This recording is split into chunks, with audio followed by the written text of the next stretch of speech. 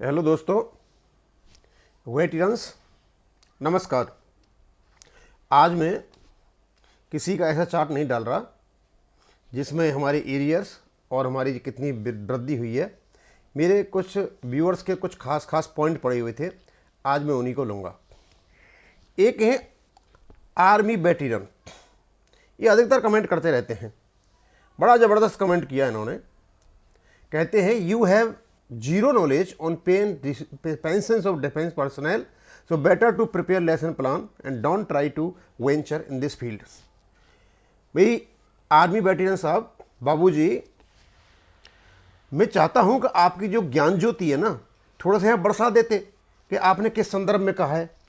अब जिस संदर्भ में आपने ये डाला है, ये शायद जो बहादुर सिंह जी ने नायब सूबेदार, जो ऑनरी नायब सूबेदार थे, रिकॉर्ड ऑफिस में किसी बाबू से पूछा था और उन्होंने कहा कि 631 सर्कुलर पोस्ट 2006 वालों के लिए है, पहले वालों के लिए नहीं है।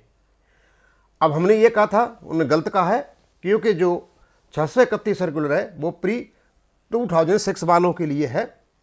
और क्योंकि जो प्री 2006 यानी 2006 से पहले वाले जो ऑनरी नायब सूबेदार थे वही कोर्ट में गए हुए थे, और जो पोस्ट 2006 वाले उन पर तो जून का 2009 का लेटर लागू होता था, और एएफटी ने उन्हीं के संदर्भ में ये डिसीजन दिया था।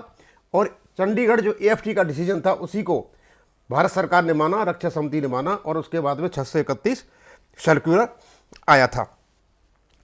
अब क्योंकि आपको बुरा इसलिए लग गया कि भाई वो आपके भाईबंद हैं। अब भाईबंद का तो आपको बुरा लगेगा ही, कम से कम को ये बता देते भैया ऐसी क्यों बातें करते हो जो तुम्हें मतलब तुम्हारे एरिया की नहीं है, और जा करके तुम मतलब दूसरे के क्षेत्र में जाते हो। सर्कुलर जब निकलता है तो पीसीडीए केवल उसका पेमेंट डीपीडीओ और बैंक इत्यादि माध्यमों से कराता है। हाँ, रिकॉर्ड ऑफिस है, बहुत इंपॉर्टेंट होता है।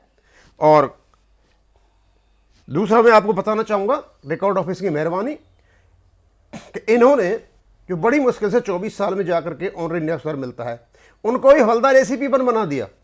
इसके बावजूद भी कि पीसीडीए ने एक सर्कुलर निकाल रखा है 464, उसमें स्पष्ट मना कर रखा है कि इनकी रैंक डाउन नहीं होगी और उनकी पेंशन भी हवलदार एसीपी बन से कम नहीं होगी, क्योंकि उनकी जो क्लासिफिकेशन पे थी और गुड सर्विस पे थी वो ऑनरेडी बनते ही खत्म हो जाती थी, इसलिए उनकी पेंशन कम हो जाती। पेंशन भी कम नहीं होगी और उनको ऑनरेडी नायब सूबेदारी रखा जाएगा।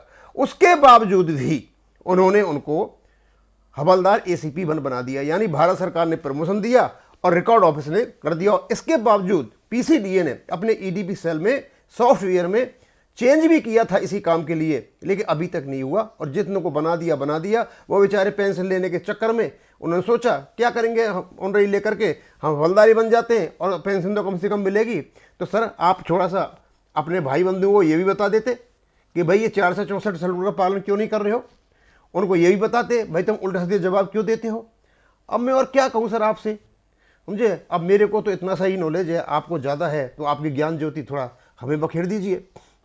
एक और है मेरे जीजू वर्गीस जी, मेरे बहुत ही रेस्पेक्टेड और बहुत ही रिस्पेक्टफुल व्यूअर है। कहते हैं sir all JCO OR should be in Delhi 20 फरवरी, जय हिंद जय जवान।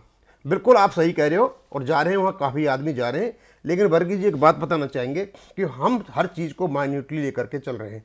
अभी मैंने आपको बताया ये 464 सर्कुलर के बारे में जो ऑनरी नायब सूबेदार हैं, और ये लागू होता है पोस्ट 2006 वालों पे, क्योंकि उनके साथ ये हुआ है। तो उनको कईयों को हमने उनके पीपीओ देखे हैं जो पहले ऑनरी नायब सूबेदार थे, उनको हवलदार एसीपी बनकर कर दिया। और उन्होंने बड़ा स्पष्ट बोला था इनमें कि लास्ट रैंक हेल्ड ऑनरी नायब सूबेदार होगा, और pension for which pension rank for which pension होगी हवलदार एसीपी बन। हवलदार एसीपी बन मतलब उससे कम नहीं होगी, यानी उनके क्लासिफिकेशन पे और गुड सर्विस पे प्रोटेक्ट हो जाएंगे, पेंशन भी हो जाएगी, और ऑनरी नायब सूबेदार भी कम नहीं होगा। और उन्होंने स्पष्ट कहा है कि ऑनरी नायब सूबेदार एक रैंक है, उसको डाउन नहीं किया जा सकता। उसके बावजूद ही रिकॉर्ड ने डाउन कर दिया, जो कि उसको अधिकार नहीं है जब पीसीडीए ने लेटर निकाल रखा है। अब मैं तो अभी यही कह रहा हूँ, अब हो सकता है ये जीरो नॉलेज हो आपके हिसाब से, मेरा तो यही इनका मानना है और यही सर्कुलर में है। और जो जंतर मंतर की बात कर रहे हैं, बहुत आदमी जा रहे हैं, और हम बहुत चीज़ों को माइन्यूटली लेके चलेंगे। हम देखेंगे ये किस प्रकार आगे बढ़ते हैं। और कौन बढ़ रहा है, कैसे बढ़ रहा है, हम तो उनके लिए अच्छी कामना ही करते हैं, भगवान करे उनका जो सफल हो, क्योंकि हमारे ऑर्गेनाइजेशन ने अभी कोई डिसीजन नहीं लिया है कहीं भी जाने का। अच्छा, अब मैं कहें, ये नरेंद्र सिंह जी कह रहे हैं, sir I am retired from navy as petty officer on 31 January 2003 but PCS generated my corrigendum PPO artificer 5 in navy artificer on X group. Sir Narendra Singh ji, मैं आपको बताना चाहूँगा, यदि आप पैटी ऑफिसर रिटायर्ड हुए हो तो मुझे ऐसा लगता है कि उनको कहीं गलत फीडिंग हो गई है, और आप इसकी शिकायत उन्हीं को करो कि भैया मुझे बताओ कि मैं किस में हूँ। और कहीं ऐसा तो नहीं है कि आप जिस समय रिटायर हुए हों उस समय कोई आपने कोर्स वगैरह किया हो, या आपका कोई ऐसा अपग्रेडेशन होता हो, उसकी वजह से आप आर्टिफाइसर हो सकते हो, या एक गलत फीडिंग कर सकते हैं, और तो इसमें कोई बात हो नहीं सकती है। फिर ये यूजर R2GJN है, सर मैं सर्विस 15 साल 8 महीने 2 दिन करके आया हूँ। मैं पैसों एट ओन रिक्वेस्ट पेंशन आया हूँ 30 सितंबर 2017। मतलब ये कहना चाहते हैं प्री मैच्योर आए हुए, और ये 15 साल की सर्विस करके आए हुए। देखो अभी तक तो रूल ये है कि 1/7/2014 के बाद जो भी प्री मैच्योर आया हुआ है, ओन रिक्वेस्ट पर आया हुआ है, उसको इसमें OROP में शामिल नहीं किया गया है। इसका कोई केस चंडीगढ़ में हुआ है, अब पता चलेगा उसका क्या अर्थ निकलता है। और मैं आपको बताना चाहता हूँ, आप तो 1/7/2014 में आए हो, इन्होंने 15 साल से पहले वालों को, जिस 15 साल की सर्विस है उनको, पहले वालों को, इनको सबको मार दिया, उनकी किसी की पेंशन नहीं बढ़ाई है। जो OROP में थी वही थी, और उससे और कम कर दिया इन्होंने, और इनके ज़्यादा नहीं की है। तो अब पता चलेगा क्या हो रहा है। उसके बाद है कोई खान सादिल, कहते हैं सर मुझे एमोल्यूमेंट 30,700 कॉरिजिनम PPO दिखा रहा है, वो क्या होता है प्लीज़ बोलना सर। आप कॉरिजिनम PPO है कि जब भी आपकी कोई भी डिटेल चेंज होती हैं, चाहे आपकी बेसिक पे चेंज हो, चाहे आपका नाम चेंज हो, चाहे आपकी डेट ऑफ बर्थ चेंज हो, तो उस समय कॉरिजिनम PPO निकाला जाता है। तो अभी क्योंकि OROP 2 आई हुई है, तो OROP 2 की वजह से आपको कोई फ़ायदा हुआ होगा, तो उन्होंने 30,700 लिख करके भेजा है। लेकिन मैंने देखा कि आखिरकार 30,700 है कहाँ, तो OROP की 2 की टेबल में तो 30,700 तो कोई फिगर ही नहीं है। अब मुझे पता नहीं इन 30,000, या तो आपने 33,700 का गलत लिख दिया कि 33,700 फिगर है और 29,700 फिगर है, और ये सूबेदार एक्स की फिगर है। 33,700 तो है 26 साल से लेकर 26.5 साल तक, और 29,700 है 21.5 साल से लेकर 22 साल तक। ये फिगर तो OROP 2 की टेबल में है, लेकिन 30,700 तो मुझे कहीं कोई फिगर मिली नहीं। अब या तो आपने गलत लिखा है, या फिर उन्होंने वहाँ से कहीं गलत फीड कर दिया।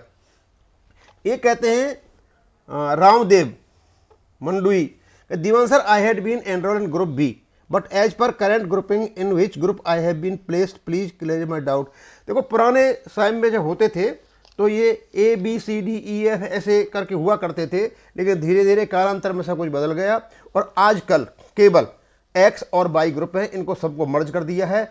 और लास्ट में एक वो है नॉन कम्पिटेंट एंट्रेंट्स, एक उनका है। अदरवाइज ये सारे के सारे ग्रुप जितने भी थे वो सब खत्म करके उनको X और Y में बना दिया है। यानी कहने का मतलब ये है जो लोअर ग्रुप थे उनको लगभग इतना प्रमोट कर दिया कि उनको सबको वो B ग्रुप में लेके आ गए। तो स्वाभाविक सी बात है आप B ग्रुप में ही होंगे, क्योंकि जो पहले Y ग्रुप में होंगे सब वर्तमान में।